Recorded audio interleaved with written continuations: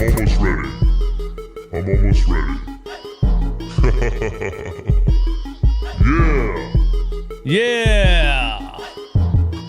Sixers win. Sixers win, man. We celebrate every time, especially this season, man. Especially this season. We celebrate every single time the Sixers win because, bruh, I don't think I can recall a more frustrating season and a more head-scratching, just giant question mark of a season, maybe since the 2020 season, I think it was, or 2019, right after the Jimmy Butler trade when we were playing, you know, Al Horford and Joel Embiid in the paint together like it was 1979. And we had Ben Simmons at point guard, and the only guard on the floor was Josh Richardson. This season has been a giant question mark and a head scratcher and frustrating as hell. So anytime the Sixers win, we celebrate. Now, was it a nail biter? Maybe. Maybe it was. Did they kind of blow a lead at the end? Yeah, of course they did, because that's what they do. Was it against the Dallas Mavericks without their newly acquired players and obviously without one of the best players they've ever had, who they traded away for an injured guy and a first-round pick and nobody really knows why, Luka Doncic? Yeah, it was. But, you know, anytime I'm watching a game live and the chat's kind of crashing out at the Sixers blowing a lead, or, you know, the Mavs went on a 10-2 run in like the third quarter and the whole chat was just crashing out, bro. We suck. We're terrible. I hate this team. Why do I watch this team? And I'm like, bro, when are you guys, you know, shout out to RJ. We're just here for the vibes. You know, we accepted a month or so ago that this team is kind of a joke, really. And there's no expectations here. So I don't even really get up in arms. I don't even really get frustrated anymore. I just watch it, and whatever happens, happens. You know? And also, NBA teams go on runs. They answered the call. They came back, and they won the game. Is this Dallas Mavericks team going to end up as a shitstorm? And you'll look back and say, wow, how did we, you know, go down to the wire with that team? I kind of think so, to be honest with you. This Dallas Mavericks team might tank, and then the GM that traded Luka Doncic away is going to look even worse. You know, right now you really have Kyrie Irving and the shell of the ghost of Klay Thompson, and then, you know, a bunch of random guys. But really, what do the Sixers have right now besides Tyrese Maxey, the ghost of Joel Embiid, and a bunch of random guys? So I thought they matched up pretty well, to be quite honest with you. But the Sixers pull out the win. They get into the 20-win column. They are 20-29, and we'll look at the standings and everything the second half of this stream. But thanks for being here. Before we get into everything, do me a favor, hit the like button one time. 256 in here. Give me 256 likes. We passed 27,000 subscribers. That didn't update totally. We're at 27,050 some. Thank you for helping me get there. We are approaching 30,000. If you're listening on Apple Podcasts or Spotify, consider coming over to YouTube and watching these live and joining the chat. And shout out to everybody in here. In the second half of the stream is going to be members only / super chat Q&A. So stay tuned and consider becoming a member. It's just $5. It helps me continue to do this every single game and after every single game without the lights turning off in the background. And shout out to the Allen Iverson and Tyrese Maxey slam posters that I just put on the wall today. I'm proud of that. All right, let's get down to business, man. The Philadelphia 76ers win 118-116 against the Dallas Mavericks. KJ Martin, that news came out that he is being held out tonight because he's part of a trade. So there's going to be another trade announced probably sometime. Our luck, it'll be like 3 o'clock in the morning for no reason. But hopefully they wait until like tomorrow morning to announce that trade. But just kind of a weird time in the NBA. You know, the Mavericks just traded away Luka Doncic. They don't have Anthony Davis back. He has an abdominal strain that he suffered against the 76ers the last time we played the Lakers.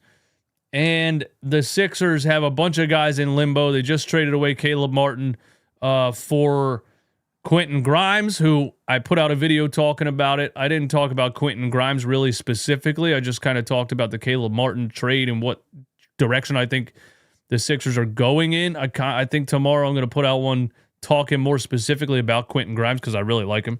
But yeah, a weird time for both teams. So I was kind of watching this game, not really caring what happened. Joel Embiid came back. That's a good thing, right? Joel Embiid getting back on the court, always a good thing. So Joel came back. Tyrese Maxey continued to do what he did. He's been absolutely shredding for, 8 straight games now. I think the NBA needs to late vote him into the All-Star game because he's not even just an All-Star right now. He's playing like a damn flat-out superstar. And yeah, so, you know, you get Joel Embiid back. You see how it goes. You know there's probably going to be some chemistry stuff and some miscommunication and things like that. But I just killed another stink bug. I was live on stream and somebody was like, "You have a stink bug on your shirt." I just killed another one, man. I got a problem going on up here. But yeah, so let's talk about it, man. First quarter, Embiid starts the game actually like cooking, like 7 points in 4 minutes. And I do want to say it just shows again how actually talented he is, you know, at that size, that he can miss. What did he miss? 20 games in a row? You know, we thought he was never going to come back. He was out with knee swelling. But that he can just miss that many games. I don't know if it was 20 games in a row, but it was like 10, maybe more. And he can miss that many games and just come back and just put up a 29-point triple-double. He had a 29-point triple-double. But even right off the jump, he had 7 points in 4 minutes. And he was kind of like going right at Daniel Gafford, and he looked physical in the beginning. He looked a little bit spry. I mean, compared to what he looked like the first part of the season when he came back the first time. So I was happy that he didn't look like ungodly rusty and bad in the first quarter. I was actually a little bit shocked at how good he was moving and just how good he looked on the court after missing so many games. So I guess it's true they have him in this protocol and he was working his way back. This is what he was supposed to look like when he came back the first time. Remember when he was ramping up the beginning of the season, then he got on the floor and he looked horrible, and we were like, what the hell was the ramp-up protocol? Because he looks like shit. He came back tonight and he looked effective right off the jump. The first 7 points for the Sixers in the first 4 minutes of the game. And then, you know, Nick Nurse started Yabusele alongside Joel Embiid. I don't know if that's the first time he's done that this season, but it made me very happy. And what I said was, you know, we'll see if he plays a Dembona, right? This is kind of the thing that I was looking for right when the game started. I was like, okay, Embiid's back. He started Yabu at the 4, which we've been screaming all season. Yabusele's a stretch 4, bro. Literally a perfect stretch 4. Play him with a center. Play him at the 4. So he starts Embiid and Yabu, and I liked it. There was some high-low action with Embiid and Yabu. There was some high-low action in the third quarter, maybe into the fourth quarter when the Mavericks were running zone. Why is that a tongue twister? Mavericks were running zone. They ran the high-low with Embiid and Yabu that broke the zone pretty easily, and I almost passed out because I don't think I've ever seen the Sixers break a zone so easily. It's usually their kryptonite. So we were saying, you know, is a Dembona going to get shelved again, right? So Embiid goes out about, 6 or 7 minutes into the first. He slots Yabusele over to center. The Sixers go small ball, you know, Ricky Council, Justin Edwards, those guys. And Maxey stayed out there. And then he actually brought a Dembona into the game and played him alongside Yabusele. So I'm sitting here like, oh my God, did this Did this guy finally figure it out? The things that we've been screaming at him all season? That Adem Bona is actually a solid backup center and Yabusele is not one and should not be asked to guard the rim and should be played at power forward. It's just a lot of things lineup-wise made sense finally, right? And then the moments of the game, again, where those lineups full of young athletes just ran the Mavericks out of the building. When you got Ricky Council, Justin Edwards, Kelly Oubre, and Adem Bona all on the floor together, just 4 end-to-end athletes. I mean, it looks like a go route in a football game, just sprinting down the floor.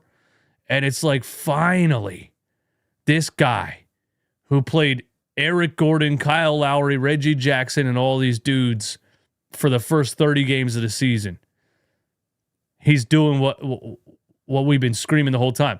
Now, I got to give Nick Nurse a little bit of credit for the beginning of the season because that's the roster that Daryl Morey put together, and those are the veteran guys that we thought were going to be high-level players and that he thought probably were going to be high-level players, and it was terrible the first 20 games of the season, and I guess he didn't want to bail on it so soon, but with those guys being injured or held out or traded, he's finally forced to play all of these young guys, and there's finally some very athletic lineups on the floor for the Sixers who are all like under the age of 25, just running and getting steals and getting blocks and getting rebounds, and it's a breath of fresh air.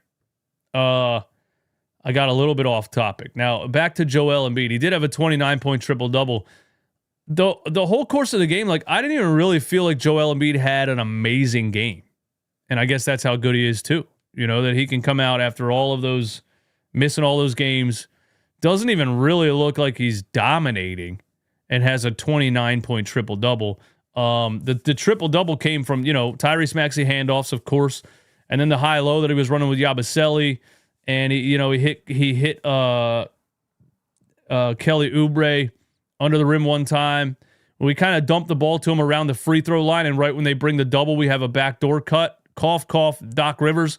This is how you have several options in an offense. You don't just dump the ball to Joel Embiid and have 4 guys stand on the perimeter and have no plays going on. We're actually getting Embiid on the elbow, bringing a double team, and he's dumping it down on the backdoor cut or in the dunker spot.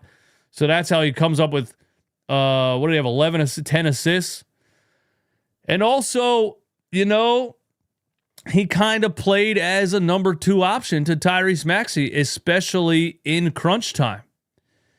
And that's nice to see, because as Joel Embiid gets into the later years of his career, if he can play consistently, I haven't thought for a couple years we should be, forcing him the ball the whole game.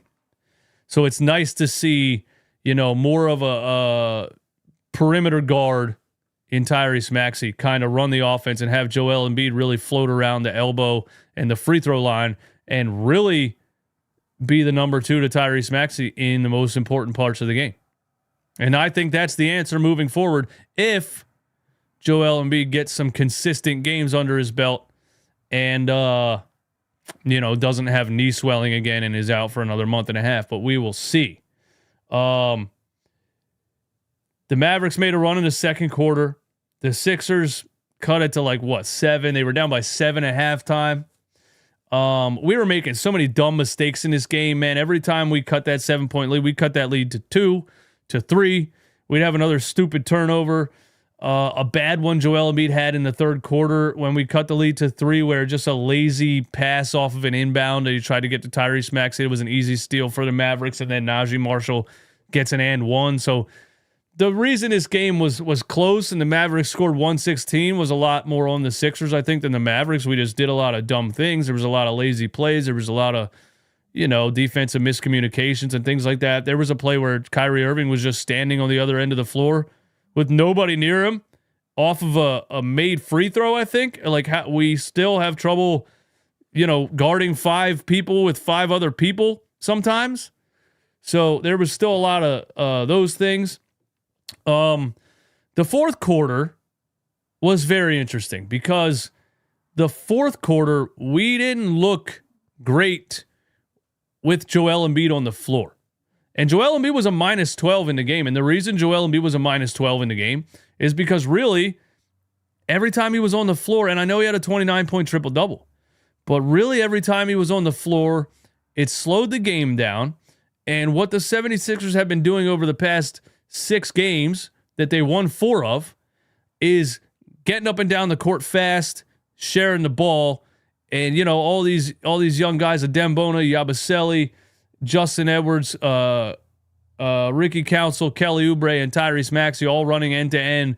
That's what they've been doing for 6 games now. So you bring Joel Embiid back, and I'm not trying to trash him, but I think it's just a real change of speed, change of game plan, change of energy, and they struggled with it a lot in the second half, and they struggled with it in the fourth quarter. It became very clear because they were struggling with Joel on the floor. They were struggling to stop the Mavs to start the fourth quarter.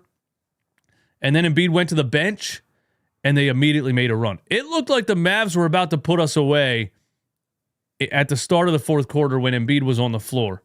And then he went to the bench, and like I just said, our team full of young athletes started flying up and down the floor. And we went from down 7 to up 7 in what felt like 4 minutes. And that's not specifically on Joel Embiid. There was a lineup in that fourth quarter that may have been the weirdest thing I've seen Nick Nurse do this season so far. And let me tell you what that lineup was. Reggie Jackson, Kelly Oubre, Ricky Council, Adembona, and Joel Embiid. Now, I've been chomping at the bit for Nick Nurse to play Adembona this whole season. But I didn't tell him to play him at power forward. What in the world made him put Joel Embiid and Adembona on the floor together in the fourth quarter? I will never understand where the hell he came up with that idea. Everyone knows the entire course of Joel Embiid's career, he's a guy that requires a lot of space. Everyone on the floor with Joel has to be a shooter. Why in the world would you put a non-shooting, rim-running center on the floor with Joel Embiid to start the fourth quarter? I don't know. Not only that, your only creating guard out there is Reggie Jackson? Really? I know Tyrese Maxey was on the bench to start the fourth, but you could have at least maybe had Jeff Doughton Jr. out there, and that's not saying a lot, but Reggie Jackson, Kelly Oubre, Ricky Council. You didn't even have Justin Edwards out there in that lineup. I feel like Kelly and Ricky are a lot alike. So you had 2 centers, 2 kind of wild card small forwards who, might score but might throw the ball over the backboard into the 8th row, and Reggie Jackson. And that lineup got destroyed really quickly. Suddenly the Sixers went back down by 7. And Embiid went to the bench. They went back to the Bona, Yabusele, Maxey lineup. And Maxey started getting buckets. The energy picked up, and the Sixers are back in the game. The very end of the game is where it got very dicey. I don't know if I've ever seen this happen before, but we were up by 1 point. We forced a missed shot by the Dallas Mavericks. I think it was a Kyrie Irving 3. Kelly Oubre dunked the ball back in for the Dallas Mavericks. Guys, if you didn't watch this game and you're just listening to my show afterwards or the next morning, please go watch that play. Because it was the most Kelly Oubre thing I've ever seen. We love Kelly Oubre. We love the vibes. We love the energy. We love the athleticism. We love the flat out reckless abandon that he plays with and the effort that he plays with. But we all kind of agree that he's not a very high IQ basketball player. And he's always just liable to do something like take on a triple team on a fast break or something like that, or take a bad early shot clock shot in a close game or something like that. But he dunked the ball back for the Mavericks. I think he was just reaching for the rebound and somebody hit the back of his hand. But when you really watch it, Kelly Oubre put the Dallas Mavericks up by a point in crunch time. I am not kidding. And it was the most Kelly Oubre thing I've ever seen. So then the Mavs are up 1, right? What happened then? We did start to dump the ball down to Joel Embiid a lot in the end, which I was kind of, frustrated because I wanted Tyrese Maxey to have the ball in his hands in crunch time. I didn't trust Joel Embiid yet at this point, just coming back from missing all of those games. I didn't think we should have been dumping the ball to Joel as our go-to guy in crunch time. But I was wrong. It worked. And when we were down by 1, he got a mismatch on Kyrie Irving. They had to bring a double team, and he just laid the ball right in. So that worked for us. And then, on the other end, Mavs are inbounding the ball down by 1 or 2. Najee Marshall should have swung the ball to Max Christie in the corner. We left him wide open because we double-teamed Kyrie Irving at the top of the key. Najee Marshall decided, I'm going to go win the game. And he tried to take Yabusele to the rack. And Yabusele played great clutch defense, saved the game. There was a turnover before that where Justin Edwards played great defense on a fast break, I think. I don't remember who it was. But Justin Edwards had a block on a fast break that saved the game because the Mavericks were about to put us away when we were having a little bit of a turnover issue. And then when we doubled Kyrie, when we were up by 1 or 2, I'm just remembering all this off the top of my head. I'm probably wrong about a lot of it. But, Max Christie was wide open in the corner. Najee Marshall decided it was his time to shine. He goes right at Yabusele. Yabusele, perfect defense. I don't know if he got a fingertip on the ball or not, but he gave him a Dikembe Mutombo finger wag. You know what I'm saying? And so clutch defense from Justin Edwards in crunch time, clutch defense from Yabusele in crunch time, and some clutch plays run by the Sixers to get Joel Embiid on a mismatch to put the ball in and put us up 1. And then we were up by 2 after Joel Embiid missed a free throw. And the Mavs run Kyrie Irving off of a screen. They're going to try to go for a Kyrie Irving game winner. Justin Edwards, again, great defense. In crunch time, an undrafted player who did not get an opportunity at the beginning of the season was big time. 16 points in the game. He was a plus 23. And now his defense is standing out as much as his offense. And he's guarding right now in this Mavs game in crunch time, up by 2, one of the best scorers ever in Kyrie Irving. And Justin Edwards forces him to give up the ball over to Dante Exum, and they ended up turning it over, and that was the game. But, shout out to the clutch defense from Yabusele and Edwards, and the Sixers pull out the win. The Mavs went on runs. We had some episodes where we were turning the ball over way too much and, having lapses where we're leaving guys just streaking down the court for wide open layups and things like that. The Mavs went on some runs when we were, shooting ourselves in the foot. But we got it back together and we won the game. And a lot of it has to do with the defense of Justin Edwards and Yabusele in crunch time. And, of course, Tyrese Maxey had another fourth quarter run that he always has. And Maxey ends up with a 33-point game and 13 assists. 33 points and 13 assists for Tyrese Maxey. Last game he had 42 and 9. And I'm out here calling out the haters from the beginning of the season. Tonight he had 33 and 13 assists and was a plus 18. Maxey's playing like a superstar. He has not slowed down one bit from the last 6, 7, 8 games. He's absolutely on fire. He's leading the team. He's the heart and soul of the team. And shout out to my boy RJ, actually. Tyrese Maxey is the new Joel Embiid. It seems like when Maxey goes to the bench, we collapse. It would be nice to have Jared McCain back so we could stagger Maxey and McCain, but the basketball gods didn't want to award us with that.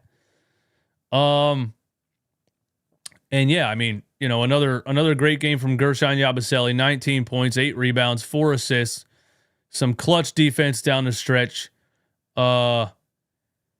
Justin Edwards, I can't believe he was a plus 23.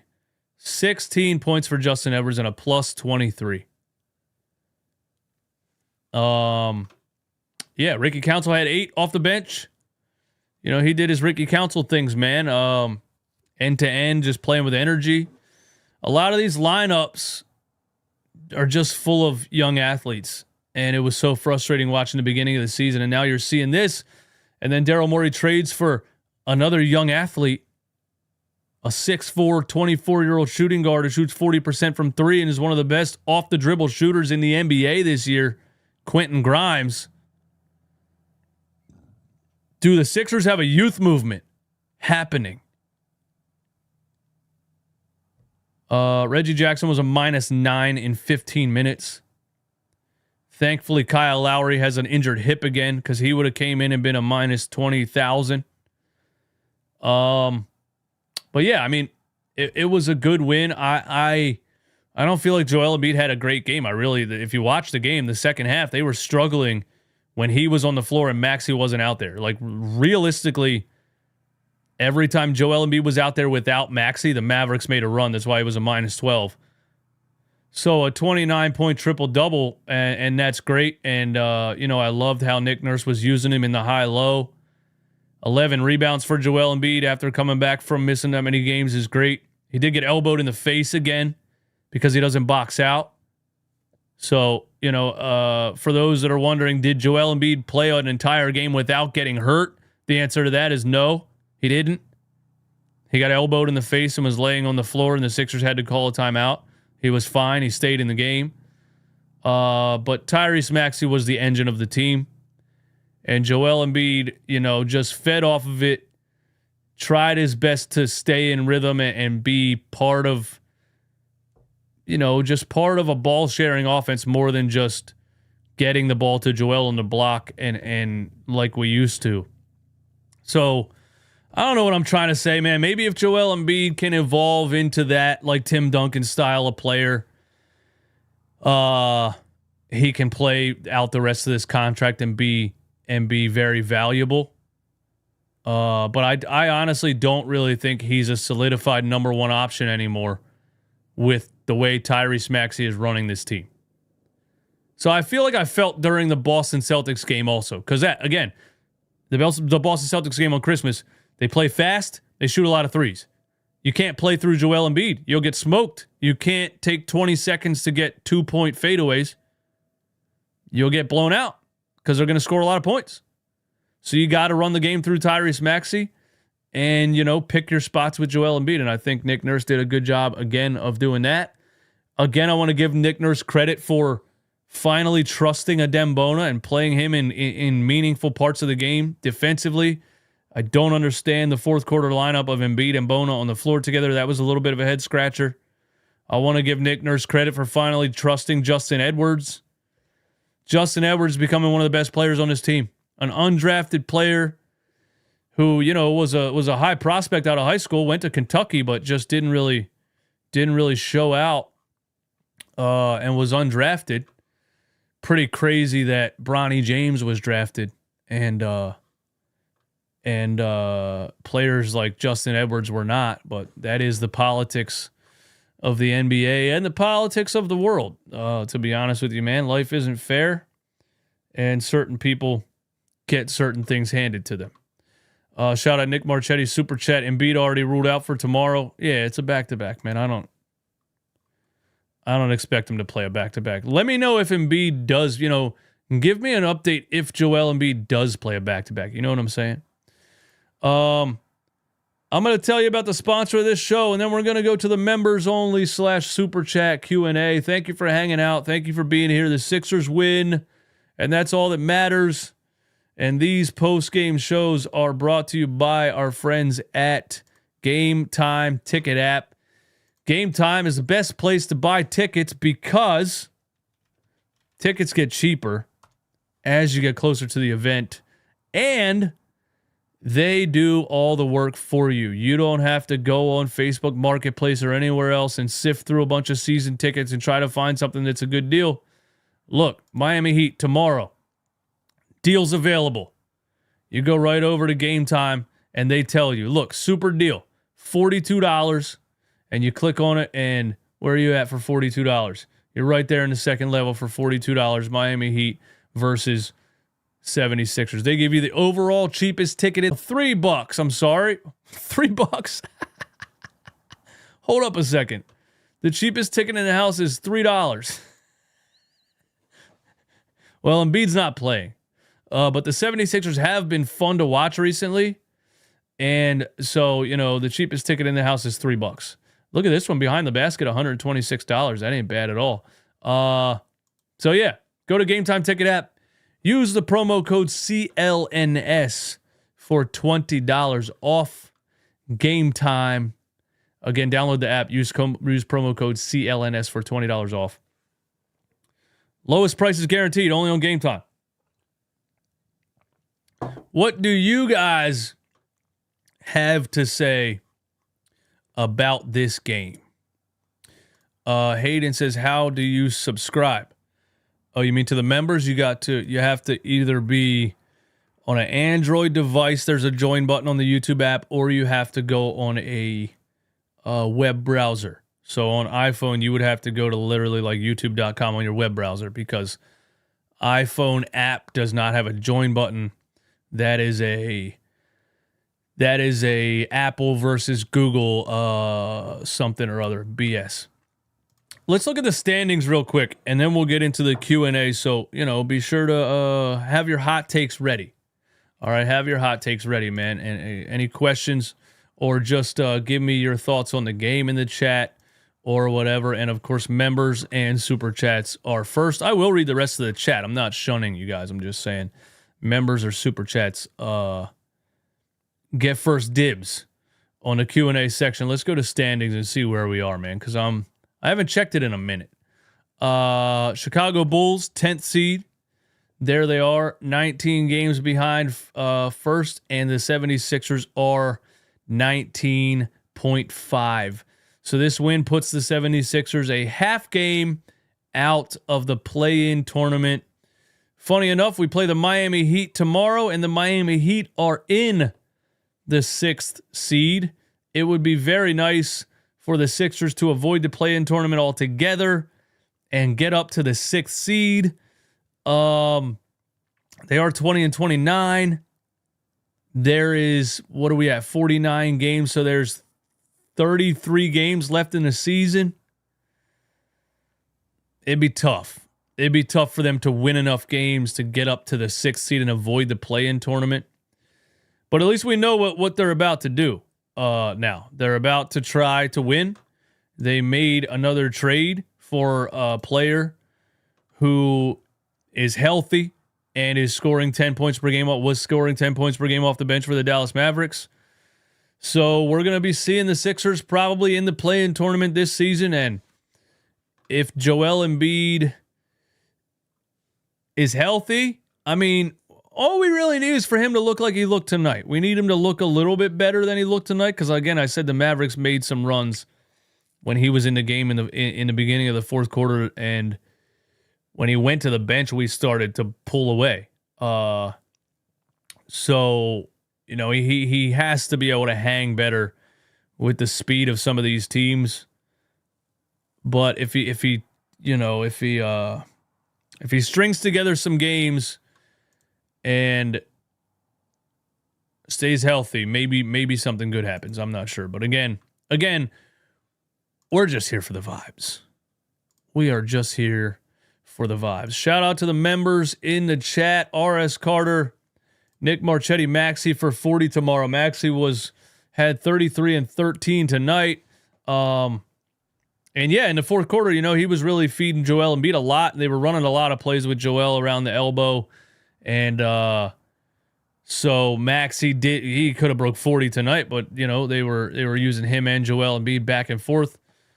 So tomorrow he plays Miami with no Joel. So I think that's a pretty good guess, man. I think that's a pretty good guess. I think Maxey could go for 40 tomorrow.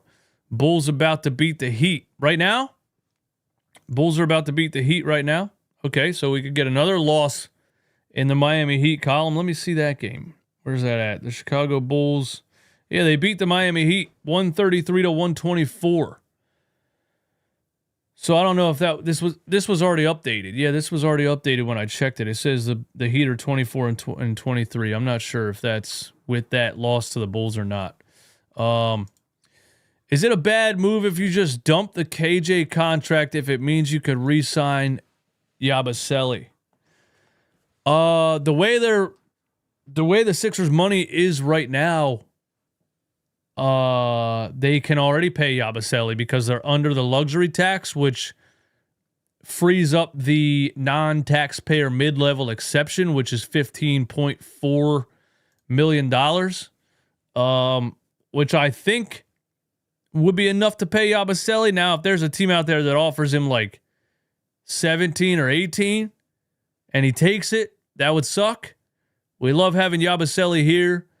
I hope he understands that you're never going to play anywhere with a fan base like this, and just the level of grit and just flat out dog mentality that he plays with is so appreciated by the fans, and they reciprocate it, and the building explodes when he, flies to the rim and dunks on Derek White and pounds his chest. And but I do think they're going to do everything they can to try to keep Yabusele for next season, to try to get him on like a 3 or 4 year contract. That would be very nice. There have been teams that have been inquiring about Yabusele. The rumors so far is that the 76ers do not plan to trade him. Another rumor was that the 76ers would have to get a significant offer to move him. A home run deal, somebody said, the Sixers would have to get to trade Yabusele. So I love that the Sixers are valuing him as high as I think we value him, But yeah, they're going to do everything they can. I think KJ Martin is part of a much bigger trade. Ryan Z, I don't know if you know this or not, but it was announced before this game started that KJ Martin is being held out because there's a trade pending. So there's already a KJ Martin trade happening. So his $8 million salary that we signed him to this past offseason as a balloon deal, which was intended to be able to trade him. I always knew they were going to trade him. You would never pay KJ Martin $16 million for 2 seasons. He's just not that level of player yet. He could become one, but he's not one. They paid him that money to be able to match salaries and have a tradable contract. And they're going to trade him. I have no idea what for. And again, I think there's a monster blockbuster trade brewing that's sending Jimmy Butler out, that's sending Kevin Durant out, that I hope is sending Paul George out. Because I would love for the Sixers to move forward with what they have right here and not bring Paul George back. Because what is Paul, think about, if you watch the game tonight, what does Paul George really bring to this team? Realistically. Because we're flying up and down the floor, sharing the ball, playing hard, playing physical. And he's just a guy that goes out there and jogs around. He plays hard defense, don't get me wrong. There's plenty of games this season where Paul George was a great defender. But on the offensive side, he's really just a ball stopper, to be honest with you. He really just catches the ball, sizes up his defender, does a bunch of dumbass through the leg, behind the back moves, and shoots a fadeaway jump shot. He's really a ball stopper. I don't think the Sixers benefit from having Paul George on the team. And I'm being dead serious when I say that.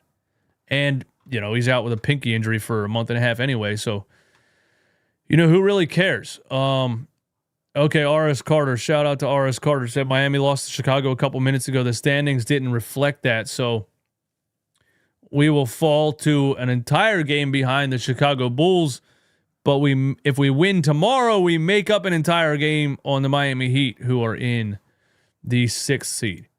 Hayden, thank you for the super chat. Do you think the KJ trade is a package for a player or just draft picks? I know a little off topic, but curious. Love the stream and joining soon. Hey, I appreciate you, man. And thank you ahead of time for joining the membership tier. Do I think the KJ Martin is a trade package for a player or just draft picks?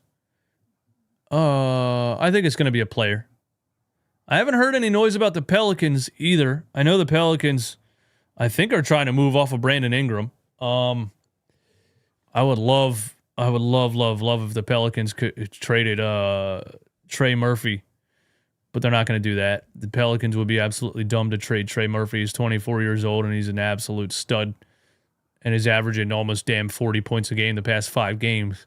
I don't know, man. It wouldn't make sense to trade that KJ Martin just for draft picks, though, because the reason they signed him to that contract was to use the salary to match other salaries, which would be bringing players back, you know? What does this team need desperately right now, man? A point guard, you know? A backup point guard. They need so bad. Do you know how much better Dennis Schroeder would be alongside Tyrese Maxey than Kyle Lowry is, you know? But I don't know if they go after a point guard in the next couple days. I have no idea. We'll see, man. We'll see. iShowKey, member of the channel for 10 months. Shout out to iShowKey28. Do you think the Sixers are back?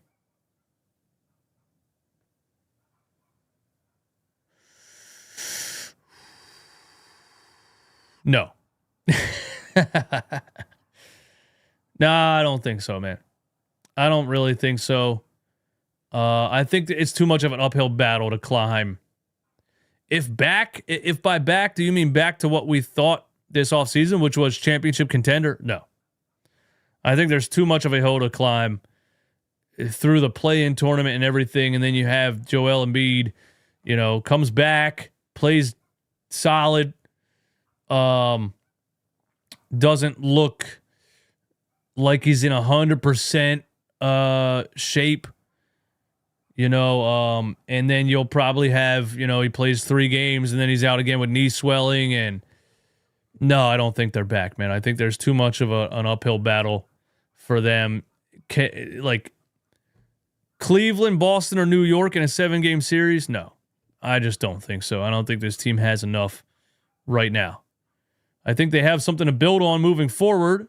I think they could, if they do something drastic in the next 2 days before the trade deadline, then this upcoming offseason is a different story. But I don't think I'm going to say the Sixers are back right now. I don't think I'm going to say that. You feel me?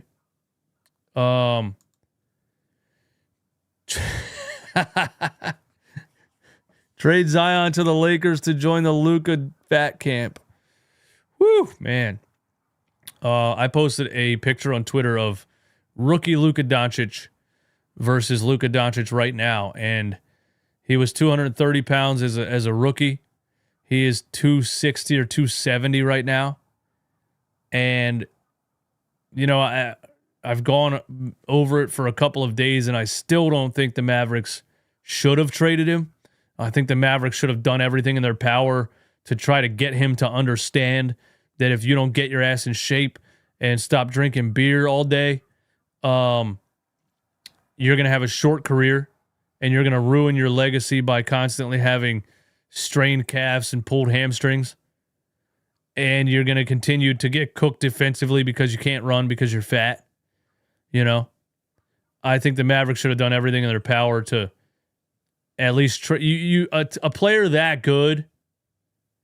We're talking like one of the best offensive players I've ever seen. The point guard mentality, the shot making, the clutch factor, the size, the way he reads the defense and stays ahead of just a play ahead, and like a magician with the ball. I think he's one of those guys that even if it fails, you continue to try to win with him. Trading Luka Doncic is insane. And trading him for only Anthony Davis and a first-round pick really makes no sense at all. I think I'm at the point where it was the NBA. And the Dallas Mavericks said, we're going to trade Luka Doncic. And the NBA said, you're trading him to the Lakers. International superstar. Listen, ratings are down a little bit. 25-year-old international superstar? Yeah, we can't have that guy in Milwaukee. You know what I mean? He's going to the Lakers. It feels like that's what happened. I know that's a conspiracy theory, but it is what it is.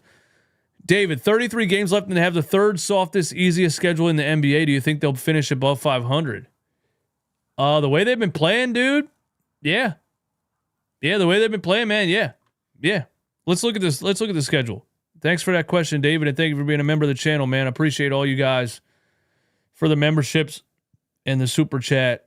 It really helps me out, man, and it keeps the show moving, and I like it. Yeah, let's look at the rest of the schedule, man, because they won 4 in a row. Right? Why is this like this? What is this? What is this? Winner high, loser high. What is this? Oh, I'm not on the team schedule. I was on the overall NBA schedule. Okay. This is what I was looking for. Let's see here. We won 4 in a row, right? Right here. Cleveland, massive win. Paul George dropped 30 in that game. Then he left in the second quarter of the Chicago Bulls game with a pinky injury and never came back. And he's now missed 6 games with a pinky injury, which is insane. But Cleveland, Chicago, LA, Sacramento, we won all 4 of those, okay? With high energy, ball movement, the youth movement, and just Tyrese Maxey on a fucking tear, bro. Look at this. 31, 43, 30, 42, 34, 33. Are you kidding me? Look at this guy, bro. Look at way back. 31, 29, 30, 29, 33, 28, 37, 28. Give me a break, man. Anyway, we won 4 in a row. Lose a tough one to Denver that we had plenty of chances to win. Lost a tough one to Boston where we were up by 26 damn points and ended up losing. Beat Dallas. So if we can look at it and say we're beating the teams that we think we should beat, right? Chicago, LA, Sacramento. So let's look at the schedule and think about it, man. Detroit's not a slouch this year. We'll see if they beat Miami tomorrow. Toronto, Brooklyn. That should be win-win, you know. You got Brooklyn again. Chicago again. New York, Golden State's beatable. Portland. Don't know about Minnesota, Boston. Utah's beatable. Atlanta's beatable. Toronto's beatable. Indiana's beatable. Then you got Dallas, Houston, OKC. Maybe Anthony Davis is back for the Dallas game here on the 16th. San Antonio's beatable. Atlanta's beatable. The Pelicans are beatable. The Wizards are beatable. Damn, bro. How many wins is that? Let me count real quick so we can do a little bit of math, okay? Let me guess. Win, win, win, win, win, win. I'm just counting the games I feel like they should win. Win, win, win. That's 9, 10, 11, 12, 13, 14, 15, 16, 17, 18. 18 out of 33, I feel like they should go the rest of the season. So what does that make them? Does that make them above 500? 18 out of 33. Where's the standings at? NBA standings. 18 out of 33. That would put us at, what's 33 minus 18? 15. That would put us at 38 and no. That would not be 500. That's what I mean. People say, somebody said in the comments like, "Bro, you're freaking out. They're only 4 games behind the 6th seed." And I was like, "Yeah, that means the 6th seed has to lose 4 games and we need to win 4 games. Like the Detroit Pistons are 500, right? If they stay on 500, we need to be 4 games above 500 to even, you know what I mean? It's not just 4 games, bro. Those teams would have to collapse and you would have to go on a winning streak. It's tough. I guess my answer is no. 38-44. Thank you, R.S. Carter, for that. I guess my answer is no. But that was just me pointing out games that I think they should win. Maybe they get a couple of big wins in there, and maybe they do finish the season 41-44 or 41-41. That would be maybe. And the Pistons are in the 6th seed right now at 500. So if they do get to 500, they could end up battling for the 6th seed at the end of the season. Wouldn't that be crazy? That would be crazy. Aussie Sixers fan, Justin Edwards was the guy today, bro. What a damn diamond in the rough. What a gem. And an undrafted player. And for as much as I hate some of the moves that Daryl Morey has made in his tenure as a Sixers GM, he's been unbelievable in the draft. He has been lights out in the draft. Outside of Jaden Springer, he's been lights out in the draft. I mean, we should have Isaiah Joe on our team right now. You know what I mean? But Daryl Morey's been lights out in the draft. And finding these guys like Ricky Council and Justin Edwards who are undrafted and just have NBA builds and look like they have the potential to be a solid NBA role player. Justin Edwards is an incredible find. And I have no idea how he didn't get drafted. 6'6", 205, lefty who can shoot a three and can handle the rock and create a shot. How does he not get drafted? You know what I'm saying? That's weird, isn't it? Meanwhile, Bronny James gets drafted. Speaking of Bronny James, I laughed because somebody posted a clip of Podcast P's podcast where he said he's not going to be honest on his podcast. He's just part of a circle of NBA players, and he's trying to be a media member, so he has to, you got to be on LeBron James' good side, and they're probably friends, etc., so he can't say what I say, But he was on his podcast saying that, Bronny James, and Bronny James is terrible. Like, stop it. Anybody that has watched him play so far, knock it off. Paul George said, Bronny James, he has a lot of potential, and he makes the right play, and he can pass the shit out of the ball. That's what he said.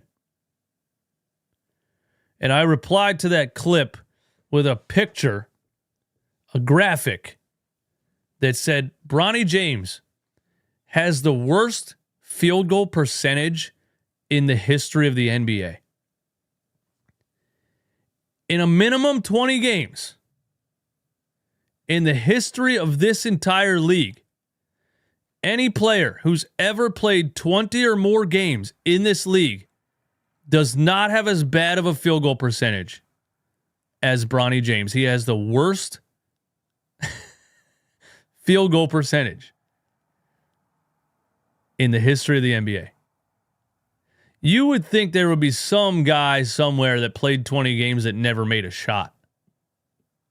Bronny James' field goal percentage on the season is 9.1%.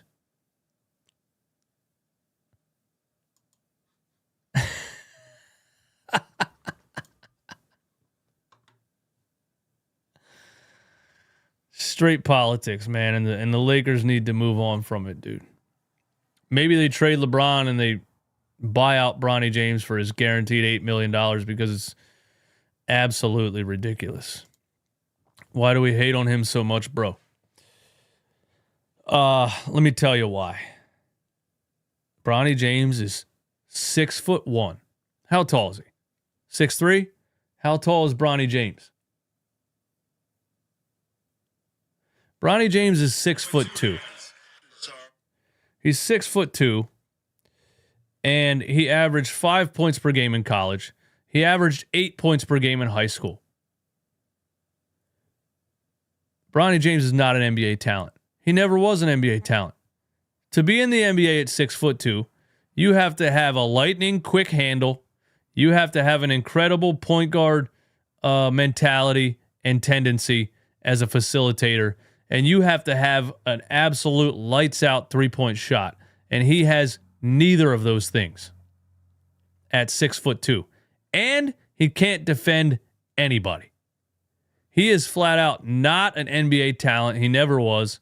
He got put in there by his dad. Why would you not hate that? Anybody who's lived from maybe the lower class to the lower middle class to the middle class, and it was handed nothing their whole life and got somewhere on their own back would hate that. Nobody handed me anything. I'm sure nobody handed you anything. So yeah, no, I don't like to see that. I don't like to see a player who's not an NBA talent get put into a team because of his dad and get a guaranteed $8 million. He's the only G Leaguer ever to get a guaranteed $8 million contract. It makes no sense at all. And he's not good. And I think, honestly, it puts unfair pressure on him. He shouldn't be there. That's what I was saying from the beginning of it, too. I don't know why I'm ranting about Bronny James at the end of this show, but that's what I was saying from the beginning of it that I got slack for. I was saying that it's selfish of LeBron James to force Bronny James into the NBA, knowing that he's not good enough. Because that's more about LeBron James playing with his son than it is about doing what's best for his son. And I'm not saying LeBron James is a bad father or anything like that. But I think he should have cared a little bit more about the pressure that would be put on Bronny James, knowing that he's not an NBA talent. And he should have said, listen, stay at USC, and if you show out and you become what people think is an NBA talent, and you get drafted, you get drafted. If not, if not. But to force the Lakers to draft him and pay him money, ridiculous. Bronny James should be at USC right now, playing his second season and trying to get into the G League or something. You know? Michael Jordan didn't force his kid into the NBA. Come on now. Anyway, maybe we'll get LeBron James said he didn't. Oh, so that definitely makes it true, huh?